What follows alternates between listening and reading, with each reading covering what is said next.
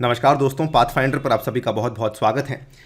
एक बहुत ही दुखद इंसिडेंट हुआ है। जस्ट 2 दिन पहले की बात है। रोहिंग्याज का जो रिफ्यूजी कैंप है बांग्लादेश में, जो कॉक्स बाज़ार करके एक जगह है, आई एम श्योर आपने सुनी होगी, वहाँ पर इनका जो रिफ्यूजी कैंप है उसमें एक बहुत ही भीषण आग लगने के कारण कम से कम 15 लोगों की डेथ ऑलरेडी हो चुकी है। एंड नॉट ओनली दिस, 15 लोग तो केवल यहाँ पर इनकी तो डेथ्स हुई हैं, लेकिन जो लोग यहाँ पर डिस्प्लेस हुए हैं उसके जो आंकड़े सामने आ रहे हैं, डिफरेंट एनजीओज, डिफरेंट जो यहाँ पर रिफ्यूजी सोसाइटीज़ काम कर रही हैं, उनके आंकड़ों के अनुसार 10,000 से भी अधिक लोग ऐसे हैं जो कि इसकी वजह से डिस्प्लेस हो चुके हैं। दिस इज समथिंग, हम ऐसा कह सकते हैं कि किसी के लिए डबल जेपडी हुई है। पहले तो वो ऑब्वियसली रिफ्यूजीज होने की वजह से जो जिस तरह के कैंप्स में वो लोग रह रहे थे वो बहुत ही ज़्यादा कंजेस्टेड एरियाज थे, बहुत ही ज़्यादा ख़राब हाइजीनिक फैसिलिटीज़ वहाँ पे अवेलेबल नहीं थी। उसके बाद इंफ्रास्ट्रक्चर अवेलेबल नहीं था, एंड जो भी थोड़ा बहुत वहाँ पे अवेलेबल था उसको आग लगने के कारण ऑब्वियसली वहाँ पर तो उस चीज़ का जो है खात्मा हुआ ही है, लेकिन साथ ही में अब कई सारे लोग वहाँ से भी एक तरीके से डिस्प्लेस हो चुके हैं। बहुत सारे बच्चे ऑलरेडी मिसिंग हैं। Situation is very tense if we talk about these particular Rohingya refugee camps. तो बात करेंगे एग्जैक्टली थोड़ा सिचुएशन का, जो एक थोड़ा आइडिया है उसको आपको बताया जाएगा, एंड ऑब्वियसली उसके बाद हम बात करेंगे रिगार्डिंग द रोहिंग्या क्राइसिस। बहुत ही संक्षिप्त रूप में आपके साथ डिस्कशन करूंगा कि रोहिंग्या क्राइसिस कब शुरू हुई थी, एंड ऑल्सो बात करेंगे कि बांग्लादेश का इसमें पूरा का पूरा क्या रोल है। चलिए स्टार्ट करते हैं मेरे साथ। मेरा नाम है अनिरुद्ध। लेक्चर की पीडीएफ यदि आप लोग डाउनलोड करना चाहते हैं तो यहाँ पे दिए गए टेलीग्राम चैनल के ऊपर से कर सकते हैं। ऑल्सो अनअकैडमी आपके लिए लेकर आया है पाथफाइंडर की टेस्ट सीरीज, जिसके चलते आप हर रोज अपने घर बैठकर 12:30 बजे एग्जैक्ट 12:30 PM पे आप इन पर्टिकुलर डेज के अनुसार अपने टेस्ट को अपीयर कर सकते हैं। ये एक completely free of cost initiative है। इसमें हिस्सा लेने के लिए आपको ये वाला कोड इस्तेमाल करना है, दैट इज अनी UPSC, और जो यहाँ पे विनर्स होंगे उनको यहाँ पे अनअकैडमी के लिए के द्वारा कुछ स्पेसिफिक अवार्ड्स भी पेश करवाए जाएंगे। राइट, सो अब देख सकते हैं ये वाली न्यूज़ काफ़ी ज़्यादा इसकी कवरेज हुई है, नॉट ओनली इन इंडिया बल्कि ऑब्वियसली बांग्लादेश में तो होनी ही थी, लेकिन अंतर्राष्ट्रीय स्तर पर भी कई सारे न्यूज़पेपर्स ने इसको कवर किया है। द न्यूयॉर्क टाइम्स ने कवर किया है, fire tears through Rohingya camp leaving thousands homeless once more. उसके बाद आप यहाँ पे देख सकते हैं अल जजीरा के द्वारा ये वाली news, Bangladesh probes deadly fire at Rohingya camp, 400 people are missing. Then हमारा भारत का इंडियन एक्सप्रेस सेम चीज़ के साथ, at least 15 found dead after Bangladesh Rohingya camp fire. Even Outlook magazine ने कवर किया 11 किल्ड, तो ये डेटा इन्होंने अपडेट नहीं किया था, 11 killed after deadly fire in Rohingya camp in Bangladesh as per a government official.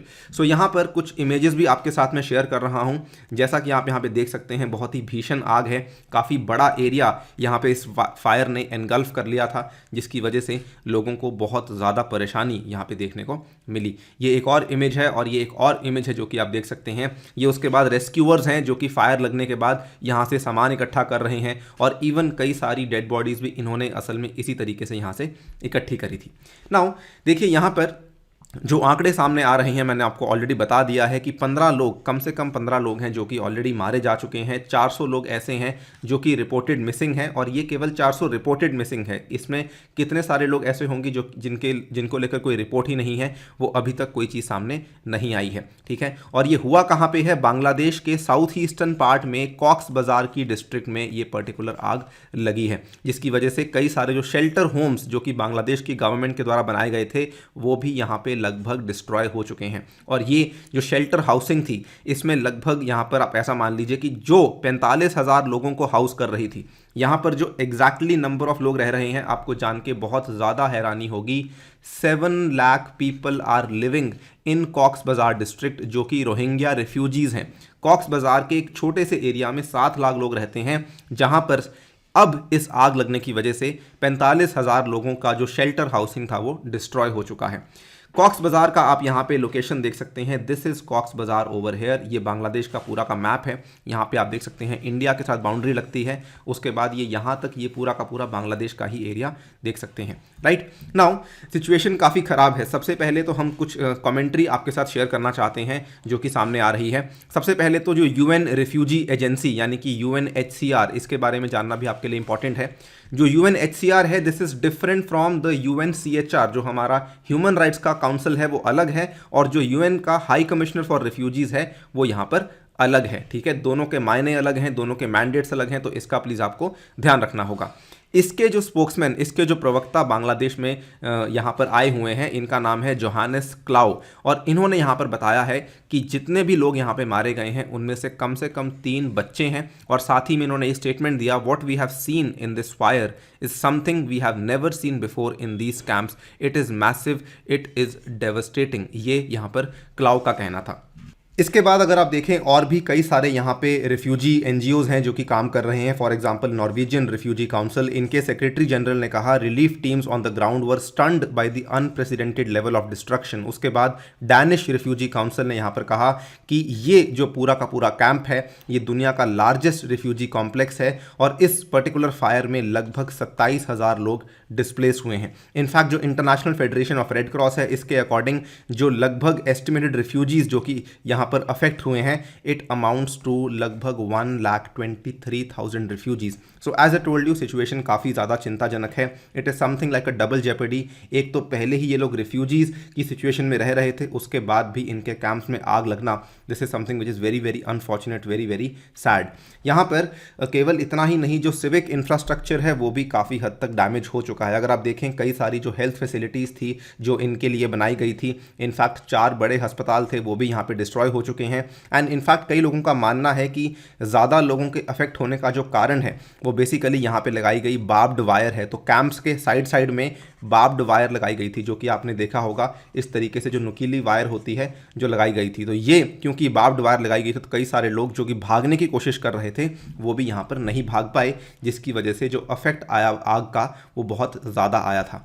इसको लेके अब बांग्लादेश की सरकार क्या करने वाली है, देखिए उन्होंने एक ऑफिशियल इन्वेस्टिगेशन यहाँ पे लॉन्च कर दी है, ये पता लगवाने के लिए कि कॉज ऑफ द फायर क्या है, और उसके बाद आगे के स्टेप्स लिए जाएंगे। नाउ ये तो थी कहानी जो कि फिलहाल देखने को मिली है। अगर मैं आपसे थोड़ी सी इनकी हिस्ट्री की बात करूं, सो देखिए ये बात है 2016 की। 2016 में ये माना जा रहा था कि लगभग 8 लाख से भी ज़्यादा रोहिंग्याज हैं जो कि म्यांमार के रखाइन प्रोविंस से भागे हैं 2016 में। और ये आप यहाँ पे देख सकते हैं इस मैप में आपके राइट साइड में, this is the Rakhine province of Myanmar. ये अधिकतर जो रोहिंग्याज थे ये यहीं पर रहते थे, ठीक है। और यहाँ पर जब इनके खिलाफ एक तरीके से एथनिक क्लिनजिंग स्टार्ट हुई थी बाय द म्यांमार गवर्नमेंट, और बहुत ही बड़े लेवल पर जेनोसाइड यानी कि नरसंहार भी हुआ था, उस टाइम पे ये लोग यहाँ से भागने की कोशिश कर रहे थे।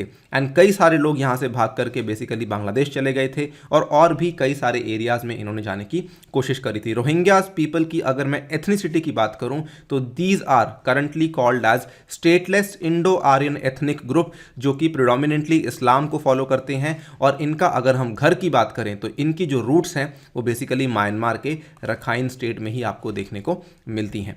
यहाँ पर आप देख सकते हैं कि जब ये लोग यहाँ से भागने की कोशिश कर रहे थे तो जो मैक्सिमम जो आप ऐसा मान सकते हैं इनकम हुआ था वो हुआ था बांग्लादेश में, जहां पर लगभग 10 लाख के आसपास जो रोहिंग्याज हैं वो पहुंच गए थे। उसके बाद ऐसा माना जाता है कि कई सारे रोहिंग्याज, क्योंकि ये जो क्लेंजिंग है 2016 में क्लेंजिंग बहुत बड़े लेवल पर हुई थी, उसके पहले भी क्लेंजिंग चल रही थी और उसके बाद भी क्लेंजिंग चल रही थी। तो यहाँ पर आप देख सकते हैं कि अलग अलग कंट्रीज़ में अलग अलग नंबर्स आपको देखने को मिल सकते हैं। इवन इंडिया में भी यहाँ पर लगभग 40,000 जो रोहिंग्या रेफ्यूजीज़ हैं वो पहुंच चुके थे।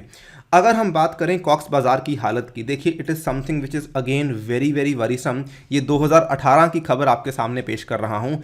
एक साल के बाद कॉक्स बाजार की हालत इतनी ख़राब थी कि लगभग 7 lakh Rohingyas were living in Cox's Bazar with a population density which is 1.5 times that of Manila. Manila Philippines का कैपिटल है। आप मनीला की पॉपुलेशन डेंसिटी को देखिए, पर स्क्वायर किलोमीटर लगभग 40,000 है। इसकी तुलना करने के लिए मैंने यहाँ पे दिल्ली की पॉपुलेशन डेंसिटी को भी लिखा है, 11,297 है, और कॉक्स बाजार की पॉपुलेशन डेंसिटी इज़ अप्रॉक्सीमेटली 60,000। और यहाँ पर प्रिसाइज कारण केवल और केवल ये रोहिंग्यास की वजह से हुआ था। एंड आप खुद ही अंदाज़ा लगा सकते हैं कि कितना ज़्यादा टफ हो चुका था यहाँ पर इन लोगों के लिए रहना। नाउ इनफैक्ट इस पूरी चीज़ को थोड़ा सा ठीक करने के लिए, डीकंजेस्ट करने के लिए 2017-18 में बांग्लादेश की सरकार ने एक प्लान भी बनाया था, एक योजना बनाई थी कि हम कम से कम 1 लाख रिफ्यूजीज़ को शिफ्ट करने वाले हैं टू भसनचार। भसनचार क्या है? ये बेसिकली एक आइलैंड है जो कि नौखाली के पास पड़ता है। यहाँ पर आप देख सकते हैं Bhasanchar is an island. Over here as you can very clearly see, Noakhali ये रहा आपका एंड ये रहा आपका भसनचार। तो इनका प्लान ये था कि हम कॉक्स बाजार से कई सारे लोगों को भसनचार पे शिफ्ट कर सकते हैं। भसनचार जो एक आइलैंड है, it is formed by sedimentation, और इनका प्लान, ये जो प्लान था ये एग्जीक्यूट जस्ट अभी 2 महीने पहले इन्होंने कई सारे रिफ्यूजीज़ को भसनचार में भेज भी दिया था। सो बांग्लादेश अपनी तरफ से काफ़ी कोशिश कर रहा है इस चीज़ को कि हम जो रोहिंग्या रिफ्यूजीज़ का लाइफस्टाइल है उसको थोड़ा इंप्रूव कर सकें, जब तक हमारी बातचीत म्यांमार के साथ कंप्लीट नहीं होती है, क्योंकि इनकी बातचीत काफ़ी लंबे टाइम से चल रही है म्यांमार के साथ, लेकिन वहाँ पर अगर आप देखें जो सिचुएशन है वो सही होती नहीं लग रही है। इनफैक्ट ऑलमोस्ट चीज़ें फाइनल हो चुकी थी। जो म्यांमार की सिविल गवर्नमेंट थी उन्होंने ये कह दिया था कि हम 1.1 मिलियन रोहिंग्या रेफ्यूजीज़ को वापस लेने के लिए तैयार हैं। लेकिन आपको मालूम होगा, फरवरी की बात है जब म्यांमार में तख्ता पलट हुआ और वहाँ की म्यांमार की मिलिट्री ने पूरी की पूरी पावर को सीज कर लिया था, इमरजेंसी डिक्लेयर कर दी है, आंग सान सूकी को डिटेन कर लिया है।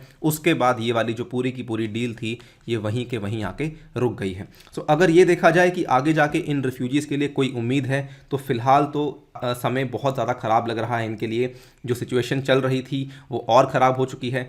फिलहाल के लिए इतना ही। जाने से पहले आपको बताना चाहूँगा, अनअकैडमी आपके लिए लेकर आया है यूपीएससी सीएसई का कॉम्प्रिहेंसिव जीएस कोर्स, जिसकी मदद से आप घर बैठकर अपनी यूपीएससी की तैयारी को आसानी से आगे बढ़ा सकते हैं। इसमें आपके लिए एक स्पेशल ऑफर लाया गया है जो कि केवल और केवल 31 मार्च तक ही वैलिड है। अगर आप 1 साल की सब्सक्रिप्शन को परचेज करते हैं तो आपको 1 साल की जगह 16 महीने का सब्सक्रिप्शन यहाँ पे अवेलेबल हो जाता है। ये स्पेशली उन बच्चों के लिए है जिनका टारगेट प्रीलिम्स 2022 है। तो यदि आप तैयारी अभी से शुरू कर रहे हैं तो सब्सक्रिप्शन को अगर आप अभी लेते हैं तो आपको 4 मंथ्स का फ़ायदा मिल सकता है, बिकॉज नेक्स्ट ईयर का जो प्रीलिम्स है वो हम एज्यूम कर रहे हैं कि जून जुलाई में ही होगा। तो तब तक के लिए आपको सब्सक्रिप्शन का एक्सटेंशन ऑलरेडी प्रोवाइड करवाया जा रहा है। इसमें 2 तरह के कोर्सेज आपके लिए अवेलेबल हैं, एक है प्लस कोर्स, दूसरा है आइकॉनिक कोर्स। दोनों ही कोर्सेज में यदि आपको 10% का डिस्काउंट चाहिए तो ये वाला कोड इस्तेमाल करना ना भूलें, अनि यूपीएससी, जिसकी मदद से आपको 10% का स्ट्रेट अवे डिस्काउंट अवेलेबल हो सकता है। सेम गोज यहाँ पर भी, आइकॉनिक कोर्स में आपको पर्सनल मेंटरिंग प्रोवाइड करवाई जाएगी, यहाँ पर भी आप 10% का डिस्काउंट ले सकते हैं यूजिंग द कोड अनि यूपीएससी। ऑप्शनल को भी कंबाइन कर सकते हैं, वहाँ पर भी आपको 10% का ऑफ मिल जाएगा। अन्य एग्जाम्स की तैयारी कर रहे हैं वहाँ पर भी आपको यही कोड इस्तेमाल करना है। SSC, bank, railways, state PCS, कोई भी एग्जाम आपको पढ़ना है तो ये वाले प्राइजेस आपको पे नहीं करने, इन प्राइजेस में आप कोर्सेज को परचेज कर सकते हैं। इसी के साथ आपसे लेता हूँ विदा। Thank you for listening, stay tuned and stay safe.